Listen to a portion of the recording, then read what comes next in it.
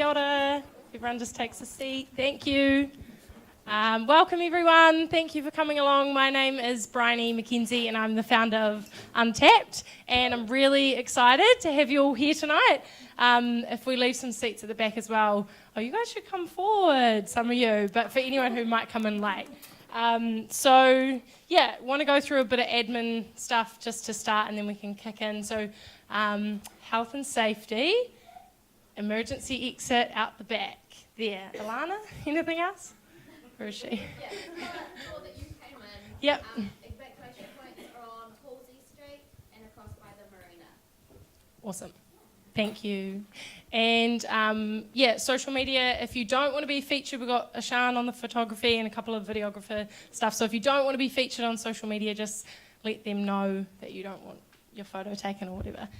No worries at all. And then in terms of the agenda, we're going to have some time, I'll share a little bit about me and what this evening's really about, introduce the panellists, we have some panel time, and then we're actually going to have a break in the middle. There's a few sort of activities and things that you can do, really challenge you guys to do those and take it on and network in here. There's some amazing people in this room, potential collaborations, new best friends. Stretch outside your comfort zone and go talk to the person who you want to talk to but you're too scared to or whatever. Just make sure you do that tonight because there's some awesome people in this room. And then we'll come back for Q&A with the panellists, which would be awesome. So on the break, you can think about what questions you might want to ask. And at the end, we have an opportunity called the Human Notice Board, which is when you guys in the audience share with us and everyone else what you're creating. So there'll be like a 20-second pitch thing. I'll tell you more about it. I've just stressed out half the audience. They're like, shouldn't have said anything. Don't worry, it's not a big deal. You don't have to, just if you want to. Sorry. I was thinking in my head, I was like, do I say it? Don't I tell them? No, shouldn't have told them. It's all right. You know now. It's an opportunity. All I want to do is start with a bit of a grounding, just to presence everyone. So if you're comfortable, close your eyes. If you're not, just take your eyes to the floor for a moment. And so all I want you to do is focus on your breath. Big breath in and big breath out. And just notice all the thoughts rushing around. And you don't have to stop them. It's just about noticing them and coming back to your breath. Just loosen your shoulders, down through your stomach. Feel your energy down into the ground. And just release anything that's happened today or this week or even maybe something you're worried about in the future. Just notice it and just let it go. And know for the next hour and a half or 2 hours, you are here, present, fully showing up. And all I want you to do now is think of something that you are deeply grateful for. It can be something small, morning coffee, Wi-Fi, or something big, maybe a special someone in your life. And just allow yourself to really feel that, see that thing, feel that thing, hear what you hear, see what you saw. And just experience that deep gratitude. And slowly take one last breath and breathe it all into your heart. And release. And you can come back to the room. Awesome. And then all I want you to do is turn to the person next to you and share the thing that you are most grateful for.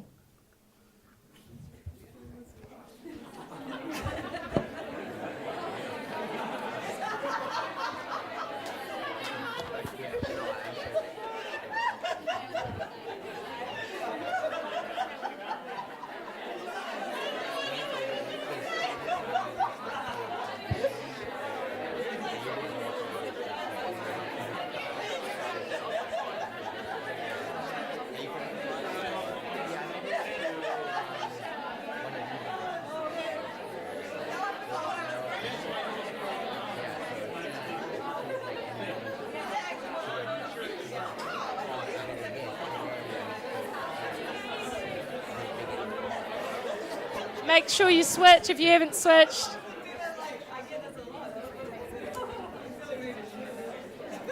Awesome. Share that, it's pretty good. So you can share it at some point. Also, so if you also, about gratitude, if you don't have a gratitude practice, it's pretty simple. It's, to me personally, I used to think it was all a bit fluffy, but it is actually a life-changing practice to integrate. It's the quickest thing to get yourself out of fear. You can't experience fear and gratitude, anger and gratitude at the same time. So the quickest thing to do is just ground yourself and go, what can I be grateful for? I use this all the time when I feel like everything's going wrong in my life. You might know those feelings. And it's like actually just dropping in and just going, what can I be grateful for? And we have so much to be grateful for. So yeah, that's just a practice. And so I want to do the shout out to the people who co-created this evening, because there's so many of them. The special people behind the scenes, you know who you are, but also the sponsors. So the Grid Auckland, the building we're in. Myself and Jaden actually work upstairs as co-working space, and Grid AKL have just been amazing supporters from the very beginning, and this beautiful space they allow us to use. So thank you. And we have Good Buzz Kombucha and Phoenix Organics, the keeping you hydrated at the back. If you haven't got a drink, grab one. And you know, there's plenty more, so do help yourself. And Food Snob, which is an awesome company who helped out with the antipastos to enjoy. Again, on the networking, I won't call it a networking break, on the break, go help yourself to all that stuff. It's really lame, sorry. So I want to introduce the panelists as well. So thank you all for generously giving your time as well and contributing. And I know that everyone will get so much out of what you've got to share. No pressure. But we've got Jaden, who's the founder of For the Better Good. So a really inspiring values-led company. Who's heard of For the Better Good? Just so we can gauge. Oh, that's pretty cool. Awesome. So they are creating a sustainable alternative to plastic packaging.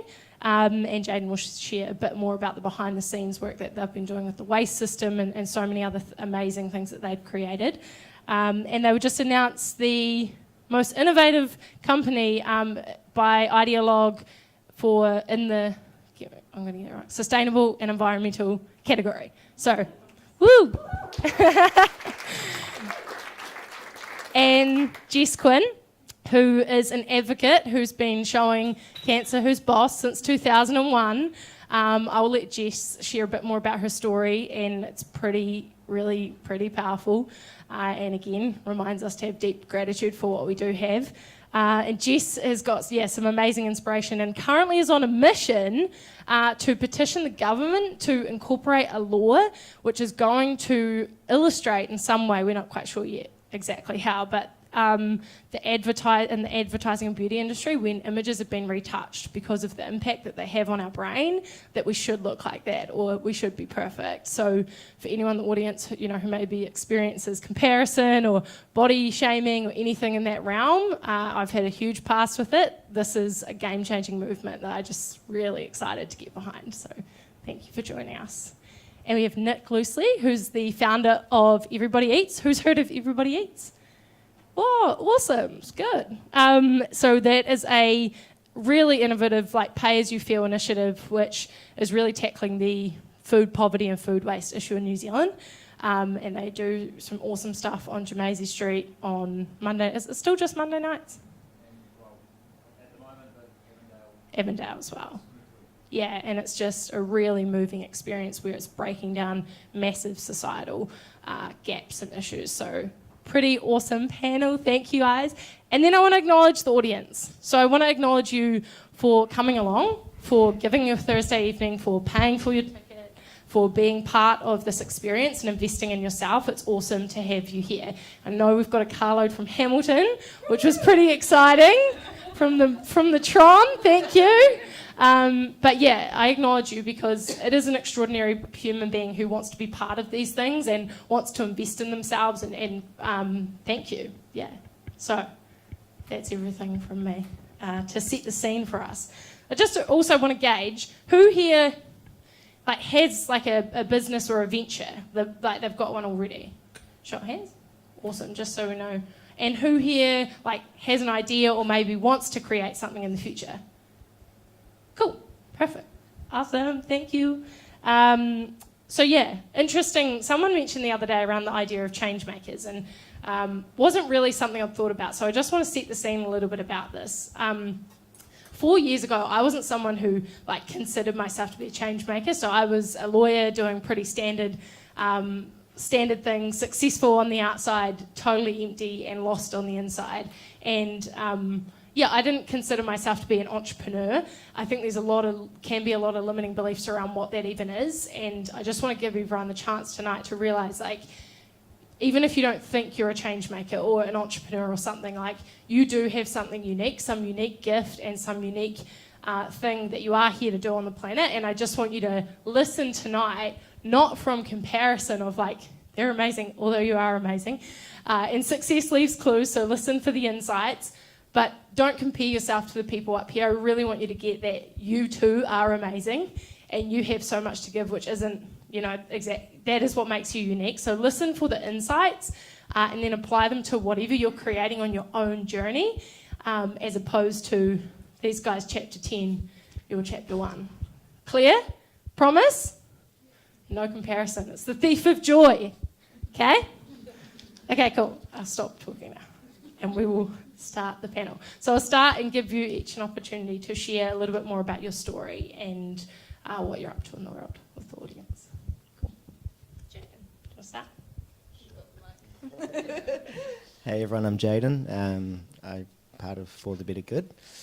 And what started with a very simple mission of just trying to get rid of oil out of plastics, or oil where it's not needed, where there are existing alternatives, has kind of evolved into just trying to move everything around to a regenerative model where changing the way we consume, we make products, and then products go and look at a life cycle of something as opposed to just one aspect of it, like it's reusable or what it's made from.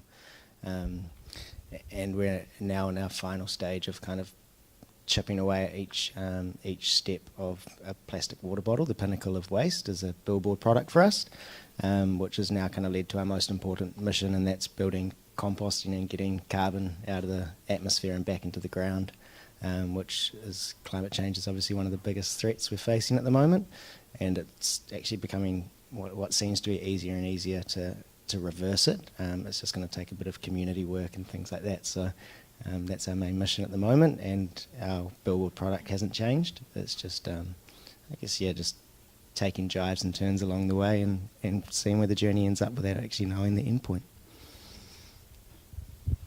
Hey guys, I'm Jess. My story began when I was 9. I lost my leg to cancer, and I guess I grew up, that is a massive story on its own that will probably take up the whole night, so I won't go too deeply into that.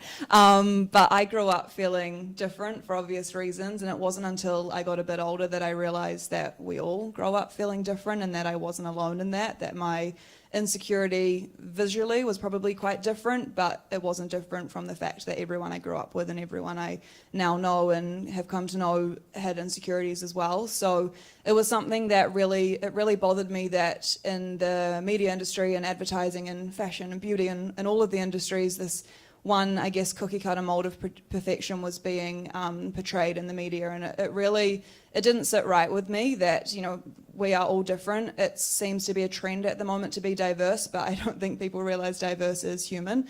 And I really wanted to bring that into play, and I had this dream of, young girls walking to school and seeing something on a billboard that they didn't see themselves being represented, and I wanted to, I guess, use my obvious insecurity as a way to help them understand that they too are, we're all different and that they aren't different from that. So I wanted to, I guess, change the face of beauty. I started with a photo shoot that I did. I just wanted to get a modelling agency in the hopes that I could maybe get one photo shoot. I had about 1,000 followers at the time, and it went completely viral. I got about 70,000 followers in a couple of months, and now sitting at a lot more than that, which is really awesome, and it was quite scary because I had no aspiration on being anything to do with social media, and I've been learning how to use it as I go. But for me, it's a platform to spread this message, and it's led to so many incredible things, and now to this law that I'm trying to get passed. And for me, which is why I feel so lucky to be here, because it's about having a conversation. It goes well beyond a law. It goes well beyond what this law represents, and it's about having this conversation and hearing both sides of the story. So it's cool to be able to have those conversations, and yeah, that's what I'm doing. Cool. So my name's Nick. I started Everybody Eats about 18 months ago, and it was born out of research I was doing in the UK for a master's dissertation. for my research, I basically drove all around the UK and Spain, and I was looking at different projects that were using food to bring people together to cook and share food together. And along the way, came across a couple of projects that were working with rescued food, so food that's been diverted from landfill. And what I realised is that the way that these organisations were structured and the way that they were feeding people was creating much more change socially than the food projects that I was visiting that were trying to create change socially. So essentially I wanted to replicate my version of these two projects in New Zealand. So I took all the learnings from all of the different projects and kind of took the bits that I liked the most out of them and created Everybody Eats, which is now a registered charity. We take food that would go to waste, we get that donated to us, we don't dive dumpsters, and we turn it into restaurant quality meals, 3-course meals, people can pay whatever they like. So we deal with a huge amount of Auckland's most vulnerable people, homeless, elderly, mental health, substance abuse issue sufferers, but also people like yourselves that would typically come and contribute something for the meal. And we put everyone on communal tables, so everyone gets exactly the same experience, everyone eats exactly the same meal, and that's a real social leveller, sitting at the same table as someone and eating exactly the same meal, receiving exactly the same service, and having a conversation about where each of you come from, we've found is really, really powerful. So we trialled the concept at Jamaica Street up on K Road, and now we're trying to roll out permanent restaurants where we operate 5 or more nights a week. Cool, thank you. Thank you. Thanks, guys. Awesome. And I love, like, even in your sharing as well, they all shared the beginnings as well, how these things didn't start the way that they look now. And it's really important, again, it's like you don't, have to be great to start, but you have to start to be great. And all of your stories, you shared like snippets of what it was like as well. So that's really awesome. Thank you for sharing the journey of that. And so if you guys know some of my work, I focus on mindset. So these questions will be framed around, we'll talk obviously about the industries and the change, and you'll have an opportunity for Q&A, but some of these panel questions will be framed around the mindset of entrepreneurship and creating change in the world. So please, feel like if there's something that's not answered for you, you've got Q&A as well. So the first thing I want to ask is one that seems to come up in a lot of my coaching and for most people, and it's around taking action in the face of fear. Because most of us as humans experience that, we don't, we've got the little voice in our head. Like everyone knows I've got a little voice in your head. It's not you, that little voice. And so that everyone hears that, and it goes constantly for people, especially if you're going to do something outside your comfort zone. So for you, for any of you who feel called to answer this, like how have you dealt with that little voice and that fear? Because every time you're growing as an entrepreneur on your mission, you're effectively going to be stretching again outside the comfort zone. So do you have any tips, or how have you dealt with that?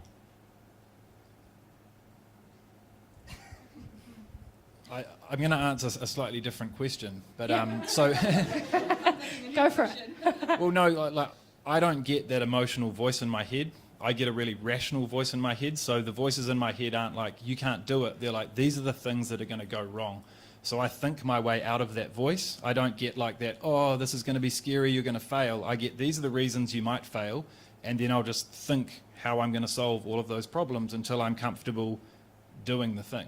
Cool, got it. Okay, awesome. Clear? It's a good tip, right? So you write down all the critical things that could go wrong and then minimize yeah? Cool, love it. Very rational. For me, I guess I've kind of fallen into a lot of what I'm doing, and I'm kind of different from these guys in the sense that I guess my business is me at the moment. I'm starting a couple of things which is causing a bit of fear, but I learned at a really young age what fear was. I was faced with death quite front on, and that really taught me this resilient life. And I think from learning that, I've really learned how to, I guess, just push through anything that I'm faced with. But I do, something that is quite fearful is this kind of impostor syndrome that I think a lot of people get, and I still get. I get the opportunity to go speak in front of 600 people, and I'm like, why would anyone want to hear my story? And I've had to push through that, and I've found every single time that I've done it, and I've got a manager, and we joke joke about how there's this pattern that he gives me an opportunity, I get excited, I then try to talk myself out of it and convince him to cancel the event, and then he convinces me to do the event, and it ends up being amazing. And it's just this and it happens for everything I do. And the more I keep just doing them, and it's having that person to kind of keep pushing me and be like, no, you can do this, and that person that believes in you, and my family are those people for me as well. That's really helped me because they can see that you've got it in you, and sometimes you just need that little push off the ledge. And yeah, that's been awesome for me. So, thank you. I had quite an interesting journey with fear. I think the reason that I was managed to push through a lot of my journey here was basically because I went so deep into it that I couldn't get out whether I wanted to or not. And even when I was shit scared, I just had to push through because I didn't have a choice. But I also had depression for a long time, and coming through that, you live in fear a lot. And then just recently, I've only realised that everyone has fear, and it's not a personal thing. It's actually nothing to do with what you're scared of. It's just part of being human.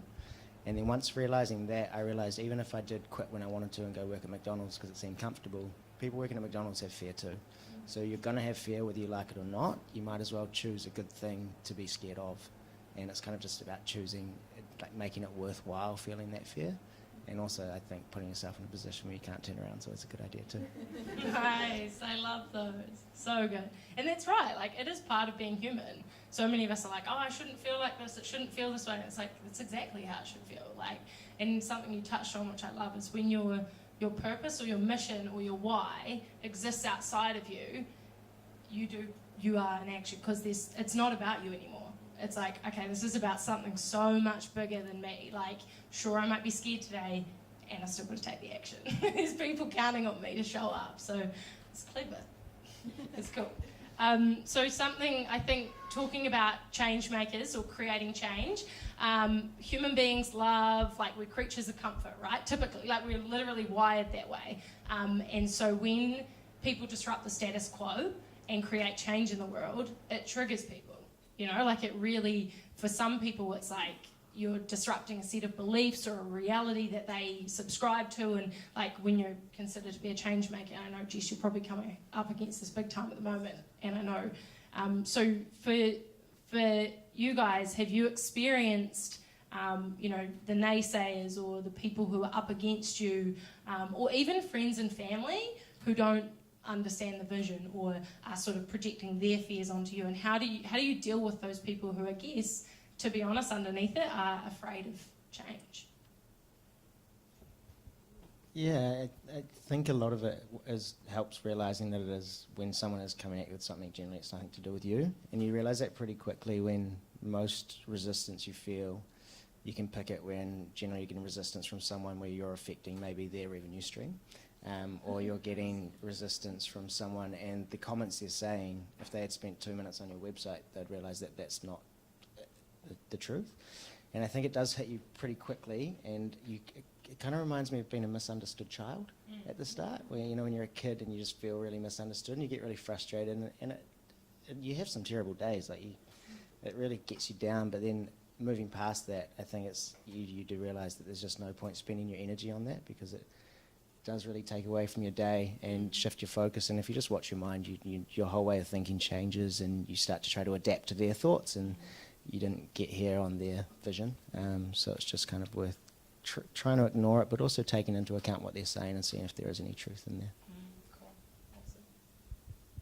Yeah, for me, it is definitely happening. You know, I'm in the front of it at the moment, and it was quite scary. It all kind of happened quickly. All of a sudden, this petition was live, and I was talking about it on TV, and I was like, ah! But then I realised that for me, this is, as I mentioned at the beginning, this is about having a conversation, and I actually want to hear all sides of the story, people's stories with it, people's opinions on it, whether they seem good or bad. I want to hear it all, because this is about a conversation. It's about creating a change, and that helps keep me on my toes, and I can then answer that question. Or if I don't know the answer, I can be like, okay, yeah, that's actually a really good point. I didn't think about it like that. Maybe I'll re-angle what the outcome of this petition will be. So it's actually been really helpful for me. So I think changing your mindset and not being like feeling like you're being attacked, because it's not about you. They're questioning, or 99% of the time they're not trying to attack you, but yeah, they're kind of trying to challenge you, and I think that's really awesome. you know, I get people saying a couple of times, you know, this is a 50, 60-year-old industry. People have been photoshopping for years. Like, what's the point in changing it? Things aren't going to change. And I'm like, yeah, well, they're not going to change if no one changes it. Just because it's a 50, 60-year-old industry doesn't mean we need to keep it going, you know? So, yeah, I think goes back to that. If you know your why and you know your purpose and what you're doing's bigger than yourself and you believe in it, then just keep going and take on what they're saying as advice, really. For me, the answer was kind of in the question. You've got to navigate your way through which naysayers and what they're saying is actually meaningful, because you get a lot of people projecting their own insecurities or their own concerns onto you. So yeah, a bit like what Jaden said, you just take each one on its merits, and some of them you put in the bin and some of them you think about a little bit more. Yeah. So feedback, bit of feedback, and objectively analysing it. I think as well, if you're just starting out, well, for me personally, like some of my best friends said the harshest things to me, and my dad said the harshest things to me. And we want so much for the people that we love and care about to be like, yeah, and they're not, because they're so afraid. You know, they're scared you're going to fail, and they want to protect you. And so just be conscious if you are at the start of your journey or creating something new. Have people around you who've got your back and are supporting you and who understand. And take advice from people who are where you want to go. You know, like they're already in that space. Yeah, it's a big thing. I talk to a lot of people about it. So just be conscious of the feedback. Be objectively analysing it. You know. So talking a bit more about your selected industries or fields or topics.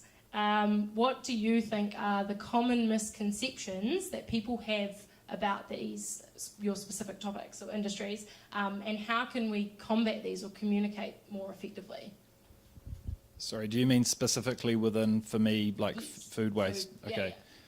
yeah. I think there are a lot of people out there that think that we dive dumpsters. Like I spoke to someone today that was telling us how some people don't like it because they think it's weird that we jump in dumpsters and get food out. So it's frustrating to find that out. There's lots and lots of misconceptions about vulnerable people, you know, and that's often people projecting, you know, their upbringing onto you. So there's lots of people that are like, why would you feed a vulnerable person? Because, you know, they're just taking, they're not giving you anything in return. So yeah, there's so many, and I guess you have to consider them and think of solutions to them, but they can sort of derail you quite a lot. You got to think about, maybe 1% of people think that we dive in dumpsters, but as long as 99% of people realise that we don't, it's going to be okay, you know? I'm still learning this, but I think the main misconception, well, there's two things, and I fell into the first one, which is why I'm now doing what I'm doing, is that people don't actually realise that this photoshopping industry is still as toxic as it is. I think people think it was something that kind of happened back in the days in the Dolly magazines, and it's kind of all good now. And it wasn't until I actually had one of my own images photoshopped that I didn't realise was photoshopped until it was printed in a magazine, that I realised, wow, I don't actually look like that, and now everyone else is going to think that my stomach sits perfectly flat when I sit like this, which doesn't happen to anybody.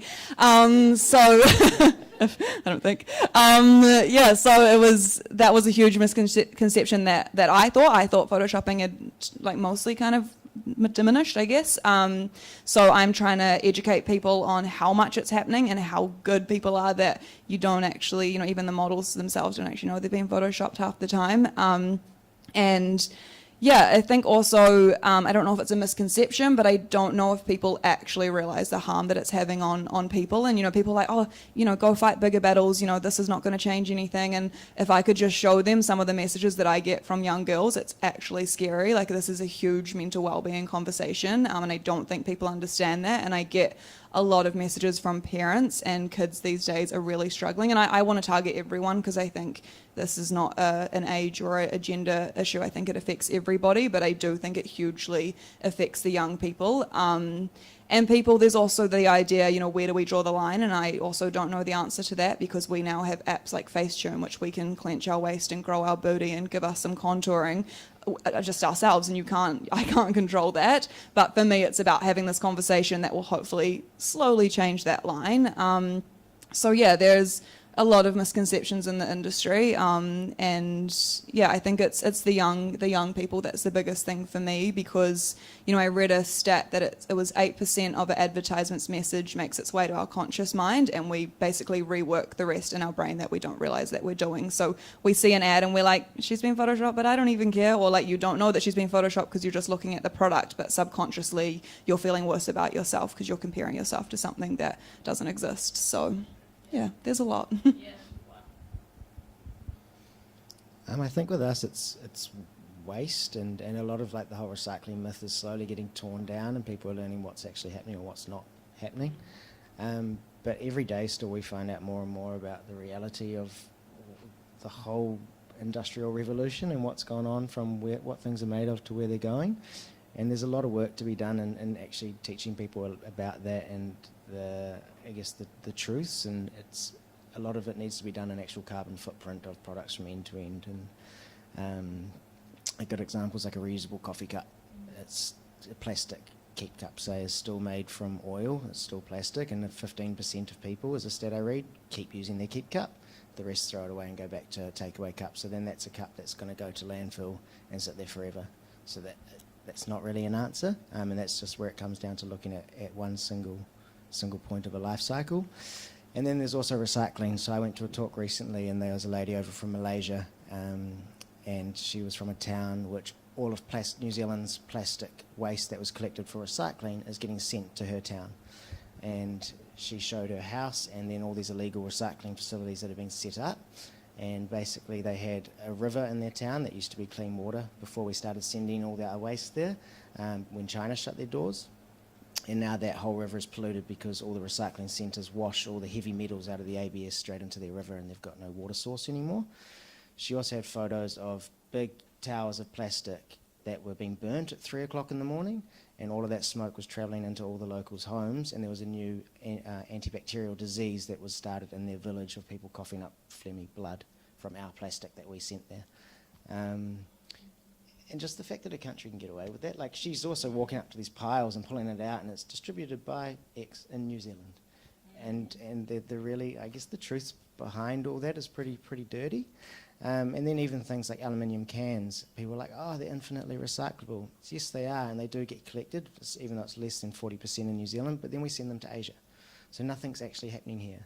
And that's really what we're trying to change. We're just setting up a new model for Eden Park, where our bottles are sold inside the stadium. They have collection points and refill points all throughout the stadium, so you can reuse your bottle, and then we compost in the stadium. So the bottle doesn't even leave Eden Park yet, New Zealand. And there's just lots of easy solutions for this, but as long as recycling and waste management's a business, we're not going to get anywhere. It needs to be waste management, just without actually any money behind it. And yeah, I think there's just a lot of teachings, but no one's going to teach people these things because it's too much of a dirty secret. Yeah, nice. Yeah. Well, thanks for sharing. Now you know. Know better, do better. Best mantra. Thank you. Yeah, and I know that a lot of your knowledge and wisdom comes from a long time of researching. Jaden spent years researching. He is the man to ask. So thank you for sharing all of that truth with us. But even with compostable packaging or packaging made of plants, what we're doing, there's misconceptions in that as well, because if it's not getting composted, is it a solution? No. So that, once again, it all comes back to holistic things and looking at everything. So if something's made from something or it says it can do something, just make sure it is doing that. Just like recyclable plastics, if they're not getting recycled, I say they're recyclable. So there's just a lot of shifts that need to happen there. Nice. Okay, cool. And with exponential change, technology and like human evolution like rapidly speeding up, where do each of you ideally want to see the future again of your industry in 10 years? What would you love to see? What's the dream outcome? I think we can design waste out of our system. It's just something that doesn't need to exist. And building that around a regenerative model where something that was used for consumption then gets, say, composted for an example, and then that compost is used to grow food, and that all happens locally, which is very simple and easy. That should be the way forward. We shouldn't be making something for it to be used for 10 minutes and then that's going to outlive us. That just makes no sense. I think the end goal for me, or that I hope to happen, would be that people are just represented as they are, and people are represented in a full spectrum, not just one specific looking person representing the whole entire world. And for me, that's going to create a better comparison, so people who are different, which is, as I said before, all of us, see themselves represented, and can grow up just being themselves and not worrying about what they look like, because that's not what's important, but it's holding us back if we're constantly focused on our appearance, not on who we are on the inside and who we are as people. Food's a real minefield, eh? Like, you get some people that'll say that we're not going to change the food system unless we become much more efficient and we do things on a huge scale. And then you get lots of people that'll say, oh, local organic, that's the only way. So I think it's too much to grapple with right now.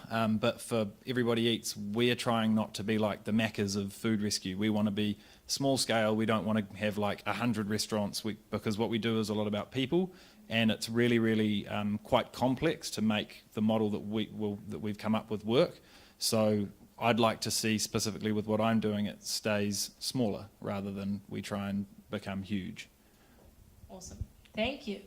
And I want to talk a little bit about the big F word, failure. So I want to, who here is afraid of failure?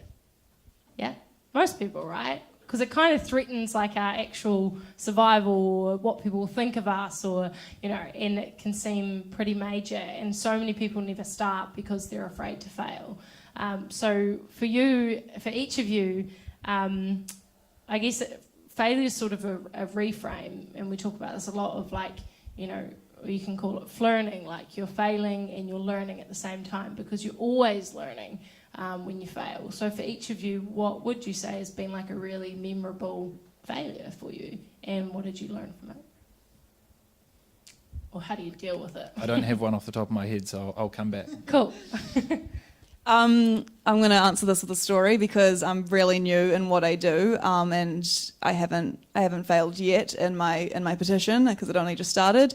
And I've had a lot of stuff throughout the last couple of years with the business that I've now set up. But for me, a lot of my learnings through failure has come from, learning to be in my own skin again and learn my own resilience. And I 3 years ago decided to learn to run. I was really active as a kid, and since losing my leg I got back into doing everything. I was boxing, I was training, I was doing all the things, but I'd been told I wouldn't be able to run, so I was like, okay, that's cool, I can't run. And I tried a little bit as a kid, but they were right, I couldn't run. And then I decided 3 years ago, I was like, I'm going to get a running blade, because that's how Paralympians run, so that's going to work for me. Got a running blade, got a running coach, and I ended up running. I spent 9 months working in a studio, and I was running. The studio was about the distance of this room, and I got to the point where I could run up and down the room, and it was the best feeling in the world. It was not far at all, and I was on carpet, so I was pretty safe. But I was running, and this was, I think it was about January, February at this point, and I was like, I didn't just want to be able to run, I wanted to be able to run like I used to. So I told myself that by the end of that year, I was going to run 10 kilometres, and at the time, I don't think I actually realised how far 10 kilometres was. It's really, really far. And so I spent a whole year trying to learn how to run. I got a new running coach. I was training with athletes, and I was trying to run. It got to about October of that year, I'd run 600 metres, which was a lot more than I'd run before, but it was no way near 10Ks, and I had 2 months to do it. And so I kept going. I was training 3 hours a day, and then I completely blew out my good leg. I ended up on crutches, and I'm actually still dealing with the injuries from that 2 years ago. And I felt defeated. I'm a really determined person, and I will find a way to, achieve any challenge that I kind of come up with. But this was one that I had no other leg to really rely on. So I'd met with a brick wall, and I got thinking. I was really defeated, and I felt like I'd completely failed that challenge. And it wasn't until I realized that the only way I could have failed that was if I hadn't tried, if I hadn't learned to run, if I'd just been like, yep, doctor said I can't run, so I'm not going to run. And yeah, that's when I learned a lot more about failure. And it's not the event itself. Sometimes it's just we fail ourselves by not actually trying and not actually giving things a go. And I think that's quite a unique story to myself, but I think it applies in so many different ways in your business. And it's just about getting up and giving it a go and seeing if you can learn from your failures. And probably not ever going to run again, but we'll do something else. I've had plenty of failures. I don't know how you can't think of one. One of the probably biggest ones I've had and most profound was in my first business, which we did no, I wouldn't say it's similar, but we had compostable coffee capsules for Nespresso machines. And that was when I first left uni. I founded it about 2 weeks before I graduated. And basically I had this idea and I spent 9 months trying to do something I had no idea how to do and make this capsule, and one thing led to another and we ended up getting there. But I think I just had no self-confidence in actually being able to run a business, and that was probably fair enough because I had no idea how to run a business. But just trying to get other people to come on board with your vision and your idea. And I ended up, had a friend who wasn't doing anything, so I was like, oh, come do this with me, and gave him half the company, like 50% of the shares for free to come do it with me. And then his dad, who just thought we were a laughing joke one day when we ended up signing Harvey Norman for the nation, for the whole country, and we're looking at Australia, decided that he wanted to invest in us, and we just said, yep. And he's like, this is what I'll give you and this is what I'll take. And we're like, yeah, sure. And then so it was kind of a company that was then owned by my friend and his dad. And I didn't really have much left, but I was doing all the work. And that just became a very toxic relationship, and his dad wouldn't actually let us spend any money, and he cut my salary. I think I was on $20,000 a year at one point, and they were in Europe at the World Cup. And I just had to walk away from that, which actually taught me a lot, because now with For the Better Good I have full control, and it allows me I can make money and go build a composting site or give it away to something or just do whatever I want really, and use it for what it is, and just kind of a platform for doing good, where you realise pretty quickly when you get the wrong people involved or shareholders, they just want profit and money, and that's really not what we're about. So that was a pretty epic failure, and it was a long one, a few years long, but taught me probably my most valuable lesson to date. Awesome. Go on yet? Yeah, so there's been plenty of failures. It's not that I haven't failed, but and I don't really know where this is going to end up, but I want to talk about where I come from and the idea of failure, because I'm white and I'm male, but I was also privately educated my whole life, and you don't talk about failure much in that place, and people don't also admit failure because we're like meant to be the ones that run shit and we're in charge and we're strong and powerful and all these things.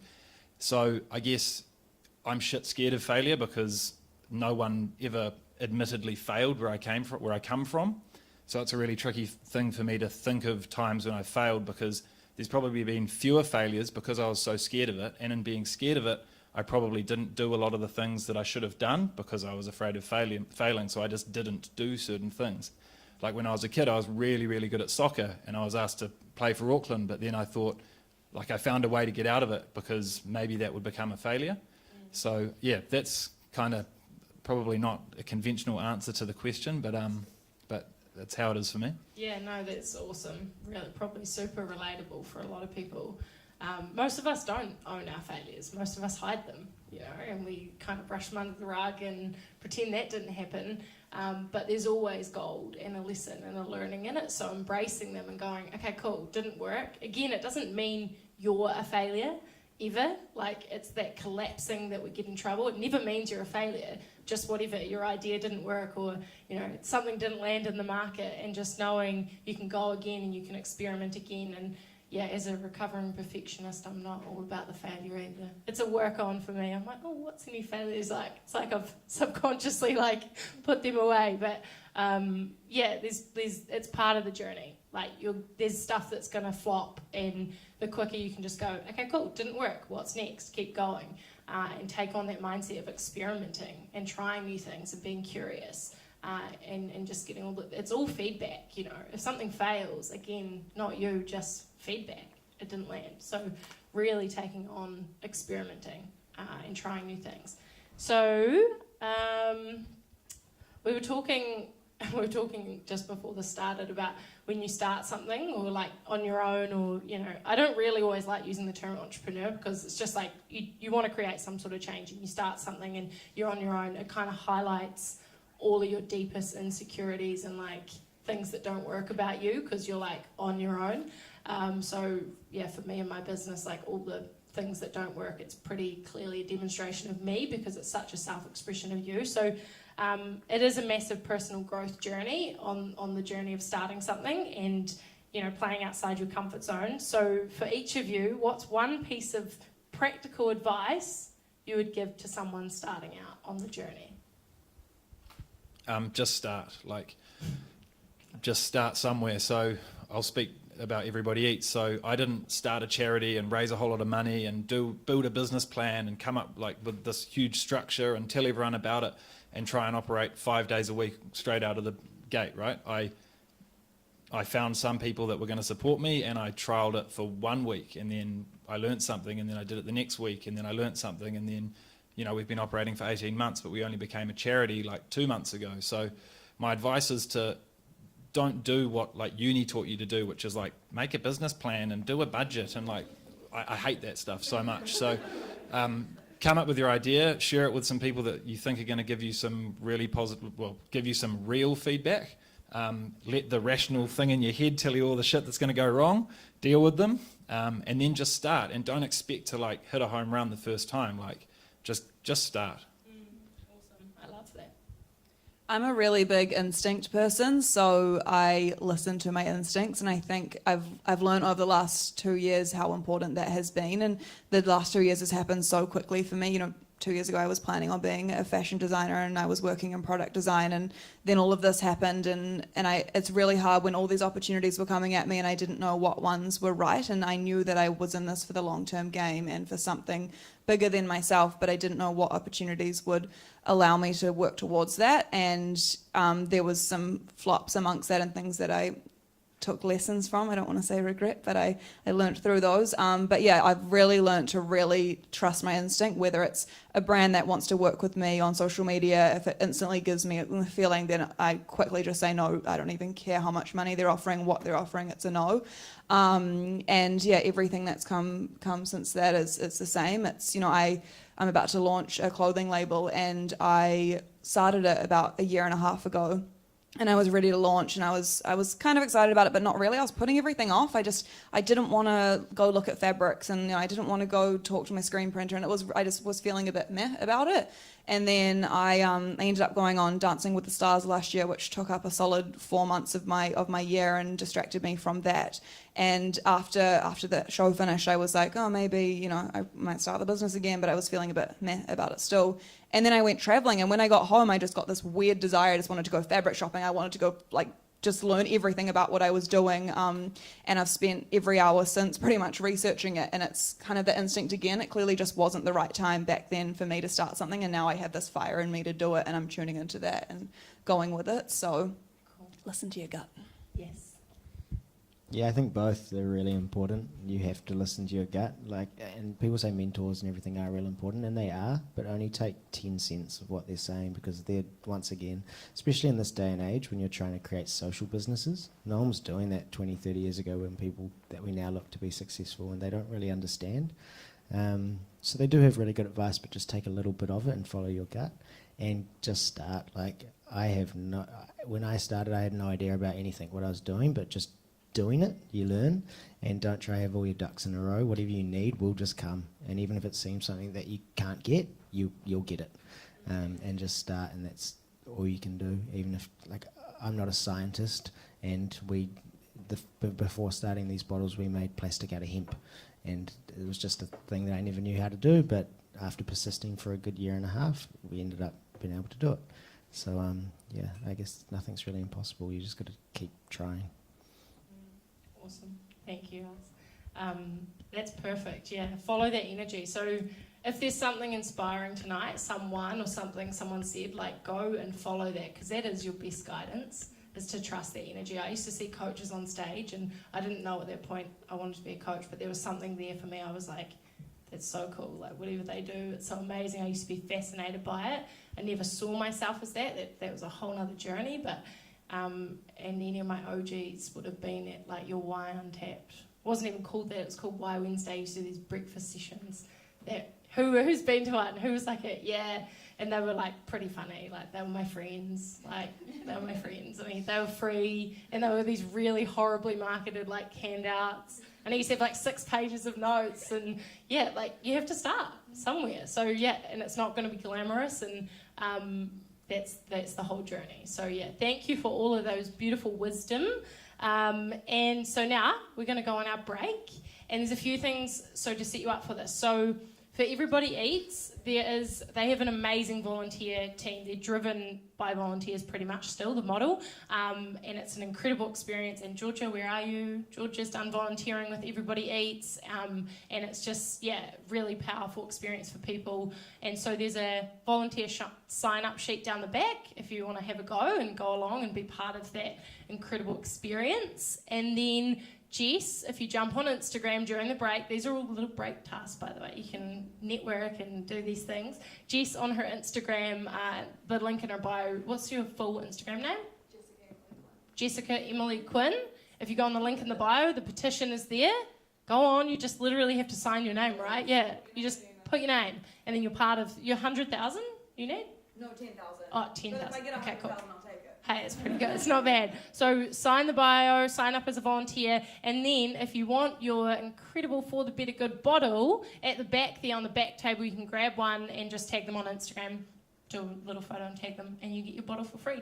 And you can reuse it for how long? As long as you like. Till it... There you go. Awesome. So those are the tasks on the break. Think about questions for when we come back and your human notice board if you've got something you want to announce. Have a little think about your 20-second pitch. And we'll see you soon. How long? Probably 20 minutes out? Do you reckon? 10 or 15 minutes. Grab some food.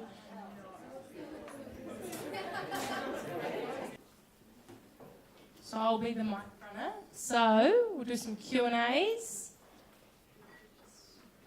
Did everyone sign the petition?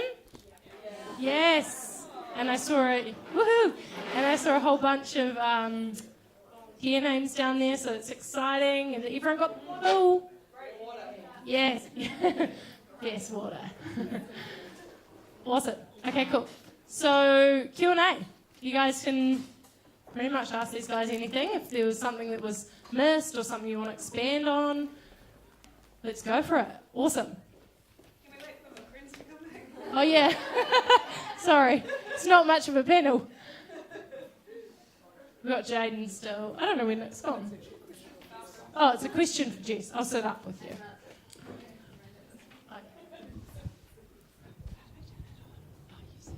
It's good. That's cool. I can talk loud.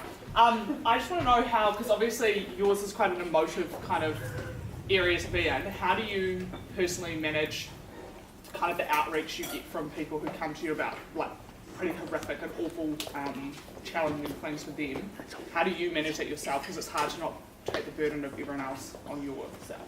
Yeah, it definitely is. And some messages I've got have been really intense that I will often put on to professionals because I'm not qualified to deal with those kind of things. But even then, it's a huge responsibility to hear people's stories. And I make sure I try my very best to get back to everybody because I believe that social media is a two-way street and it's about, having these conversations. But in terms of it not taking over my own life too much, it doesn't. I don't. For me, this is what I do, and I sometimes it's what I was talking about. It's that impostor syndrome, and I'm like, oh, I don't know if I'm qualified to reply. But at the same time, it's social media is kind of like having a best friend, And I don't like to, and I speak as I do motivational speaking. I do speaking, and I don't like to try teach people things. I'm only 26, kind of. I don't want to tell someone how to live their life, but I want to tell them how I got through my own experiences, and they can take from that what they like. And that's kind of my approach to replying to these messages as well. I try to find a common thread in what I've been through, and I will relay back through my own story. But yeah, it's hard because it's constant, and I learnt that probably about a year and a half into what I do through social media, that this was taking a huge toll on me because I never stop. I'm working when I wake up in the morning, and when I go to bed at night I put my phone down, and it is really hard to switch off because I love it. I love that these people trust me with their stories, and for me it keeps going into what I do because hearing their stories kind of propels what I do. So yeah, it is tough, but in a really, I feel really honoured to be that person and to be a voice for these people. So yeah, you just kind of take it as it comes, and yeah, I'm thankful for it. Other questions? Awesome. You guys all here? So how do you determine the difference between when something's failing and when it's just not easy? Like it might be that it's a new idea or you're being really innovative and people just don't quite get it yet. So how do you determine whether to just kind of pack it aside and say, actually, it's not going to work, versus I just need to really push through with this? I think for me it goes back down to your why, and if it's something that you want to do enough and you really believe in, I think you'll keep going with it. And I mean that's what I've done. These guys can probably talk a bit more from like a businessy perspective, but yeah, I just kind of keep pushing because it's something that I really want to do, and yeah. I think just keep doing your research and know why you're doing it. For example, 7-8 years ago, trying to push packaging made out of plants that's compostable, no one really got it because no one knew plastic was a problem and no one knew recycling systems weren't working, where now everyone knows it, and it took a long time to come around for that, but because it was silly what we were doing, it was enough to kind of just keep pushing through. But yeah, and I haven't really had anything which I haven't felt passionately enough to push through, despite the response I'm getting back, to go, oh, I should probably just stop this. I've got no idea, but for sure the people that make the biggest advancements are the people that had the most on the line. You know, they had the most people telling you that their idea was crazy and that it wasn't going to work, and they kept believing in themselves and trying and trying and trying, and then all of a sudden the whole world agreed with them and thought it was amazing. But how you know that, I've got no idea. But it's very tough. Maybe you're going to completely change the world. You've got to persevere. I think that comes back to the gut instead. If it's in your gut, just keep pushing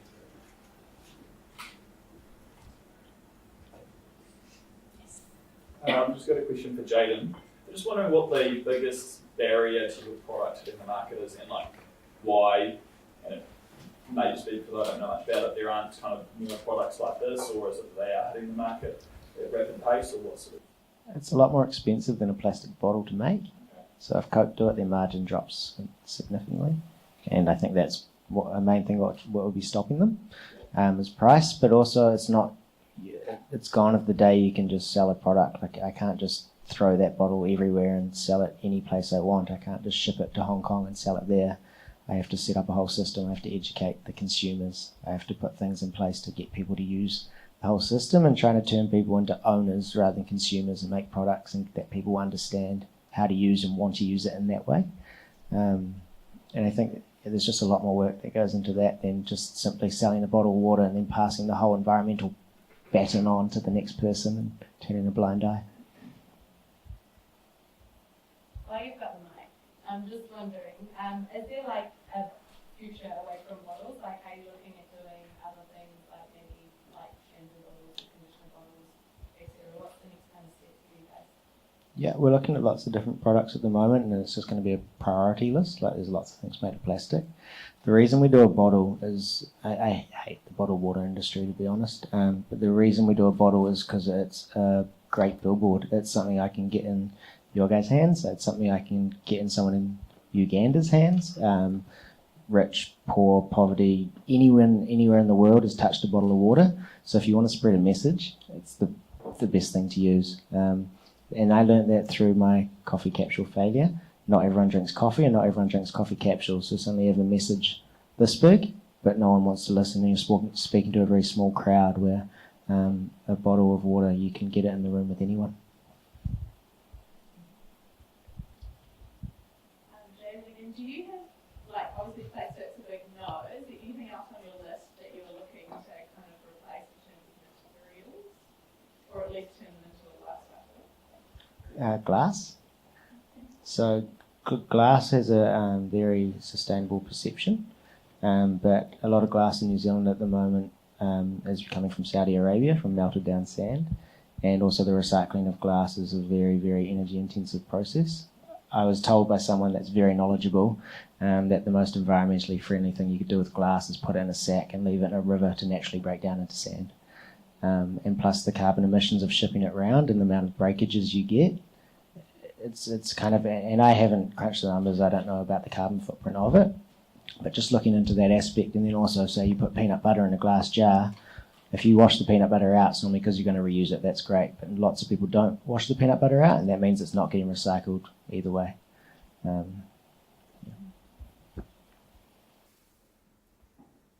Any other questions? Yeah, awesome. So when you're in a state of change and kind of limbo, do you believe in waiting for the change and the shift to pass for acting, or do you believe in acting while you're in that crazy phase and keep changing, doing crazy ideas? Do you wait for the storm to pass, or do you carry on trying crazy shit?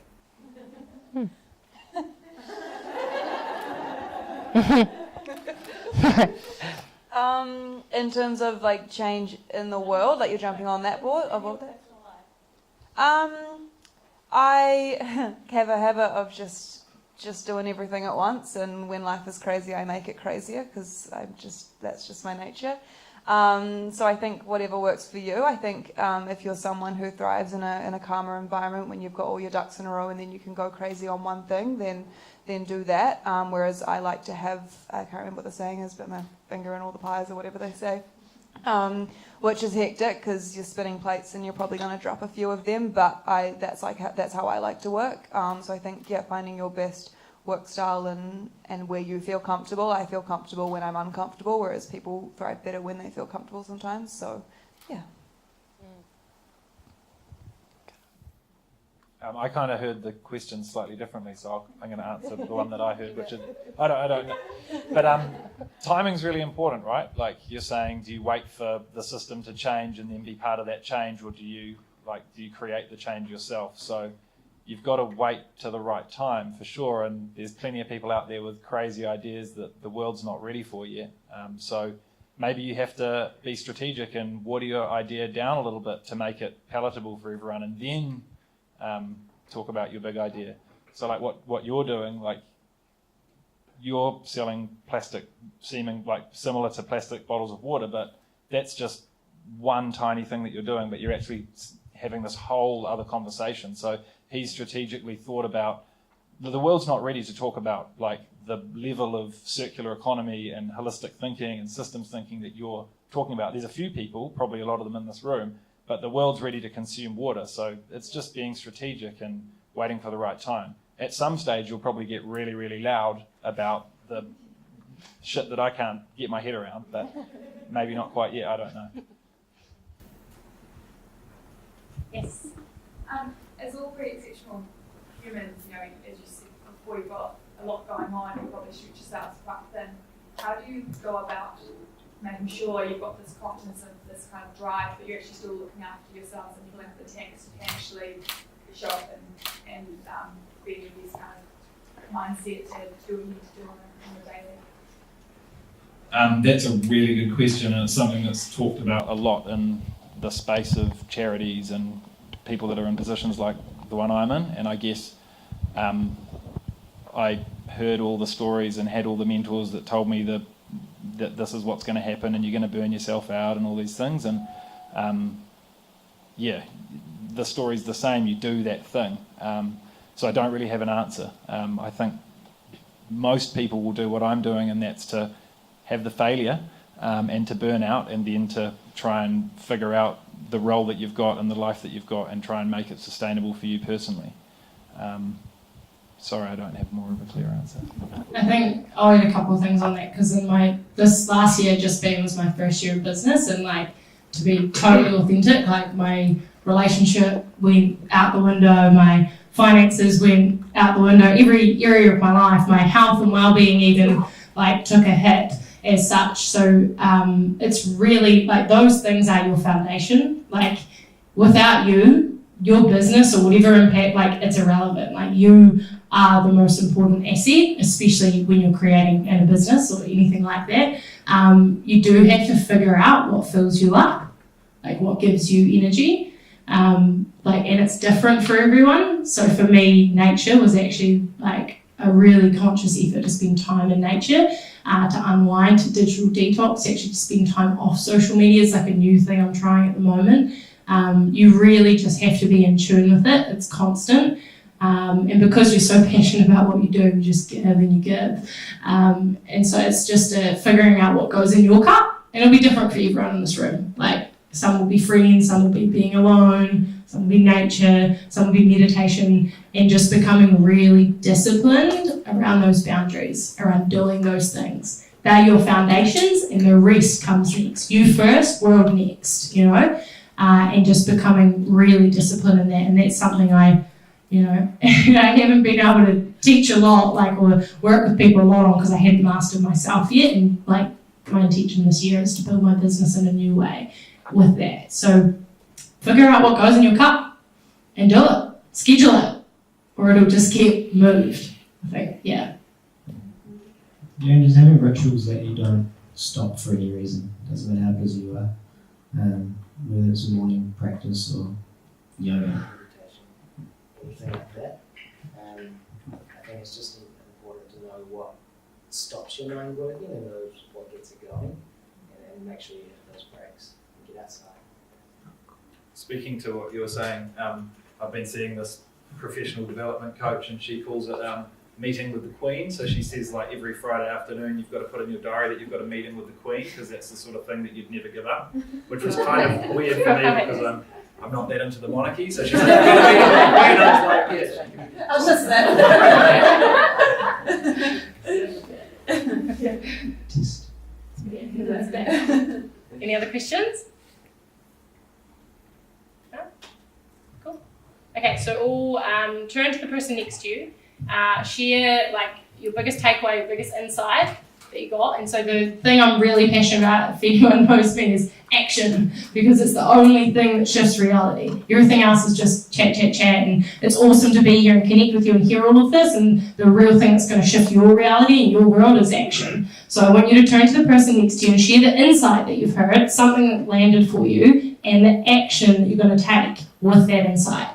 And it's got to have like a time frame, okay? It's got to be specific. It's got to have a time frame. And the person next to you is going to hold you to account for it. So just take the time to share the insight and what your action's going to be.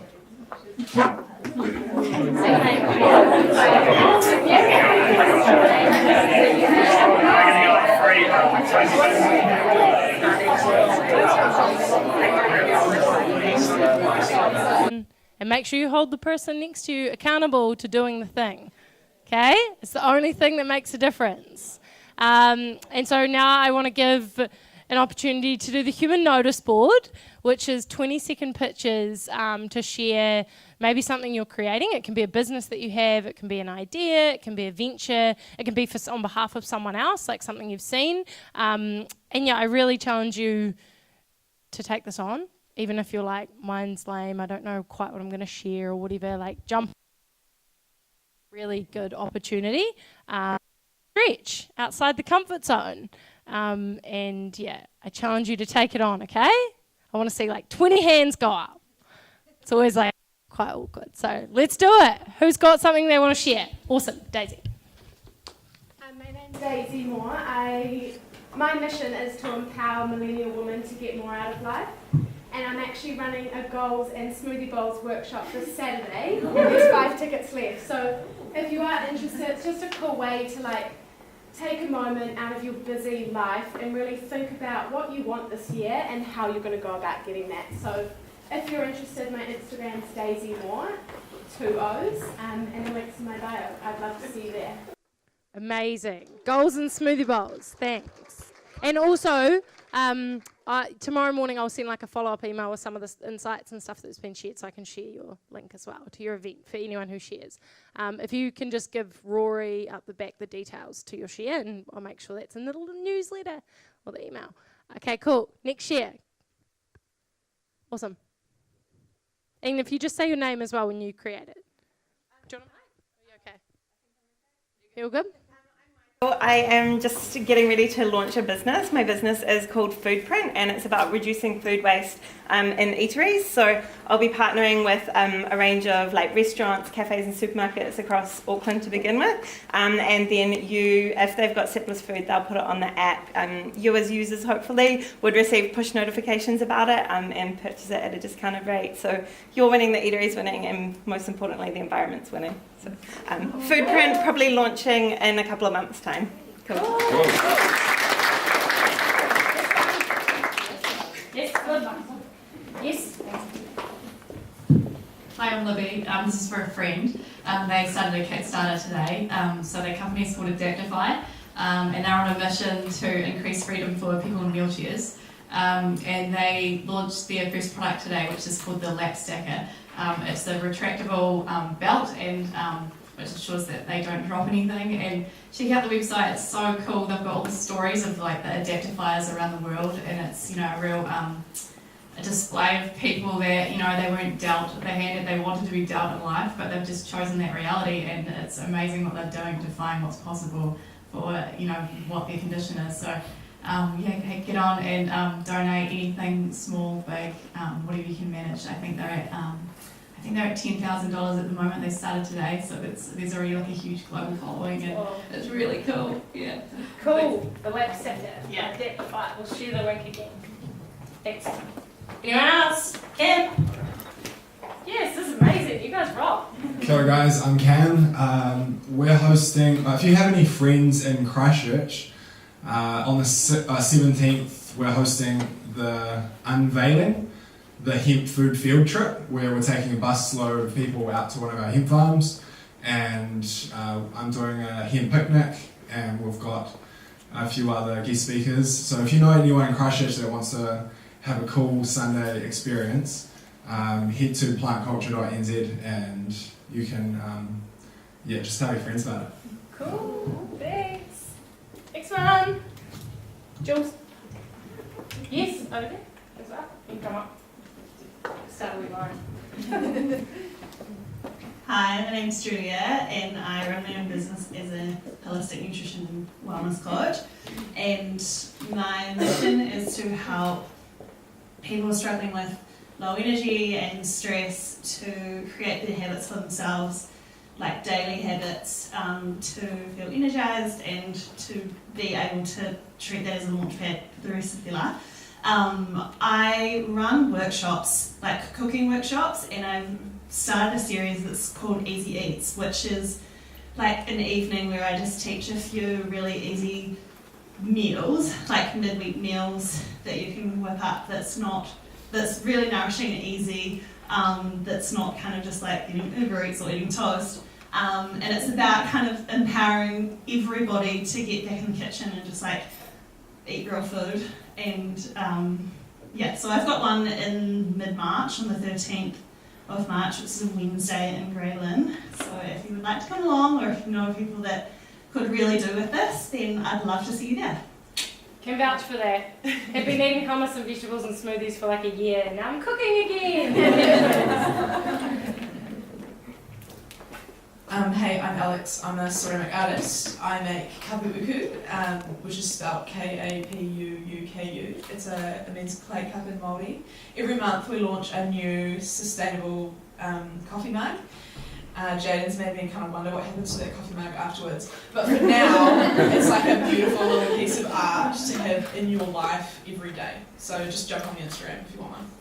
Cool. Okay, cool. Anyone else? Yes, awesome. Couple more. So my name's Rachel, and I've got a real passion for mental health and wellbeing. So I've got two things that I'm working on. One is called Kamala. So last year I ran a full year of workshops around self-care and creative outlets to try and help us with our mental wellbeing. And the other one is called Street Feasts, and it's where we organise a community potluck meal once every month. So we're running our second one. We've just launched this weekend. So if you're in Hamilton, then we've done these kind of community potluck meals, bring people together to connect and support each other and create communities again.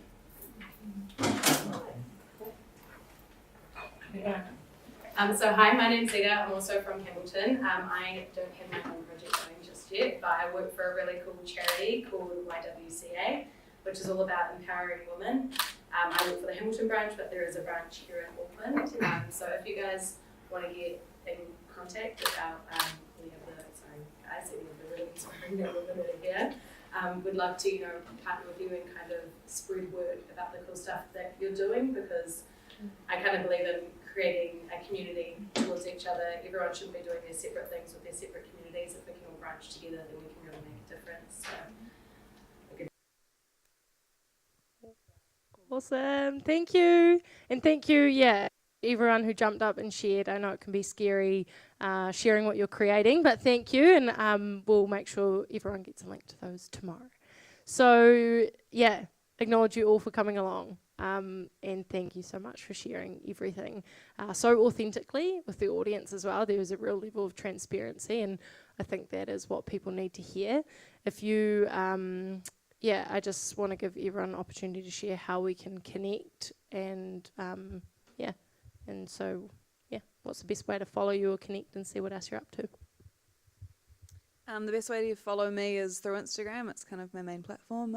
So it's Jessica Emily Quinn. It's my full name. It's my Instagram handle. And I go through all my messages. So if you have any ways you want to collaborate, my next mission, which is a part of my mission I'm doing, is to actually just get brands and companies on board with this transparency around imagery touching. So every company does marketing on some kind of level. So if your company might be interested or anything like that, get in touch, because I'd love to hear. Instagram as well. I think our handle's on the bottle. It's just for the better good, and there's a little underscore at the end because someone stole it without it, and they don't even use the account. But it's on the bottle. So and if the one thing that we, I guess, struggle with is getting our whole message out there. And if someone's supporting our product, we want them to know everything we're doing and why we're doing it. So if there was anything that came through tonight that you don't get out of our story or our day-to-day messaging, then let us know. And we've actually just employed someone today to help us do that, but it'd be really appreciated. Social media, everybody eats NZ, but otherwise come and dine. Like, you don't have to be a volunteer to get involved. You can just come and eat. That's kind of the main idea. So we're at Jamaica Street on Monday nights on K Road, and then in Avondale we start again next week, and we'll eventually be 5 days a week at Tifo Eatery out there. Would love to see you. Cool. Okay, and that is the evening for us. So thank you all for coming along, and please take your actions. Okay? Please. It's like the one thing I feel so passionately about. Tag me or send me a video. I love hearing what you do differently and what insights you got. And thank you all so much. Have a beautiful evening.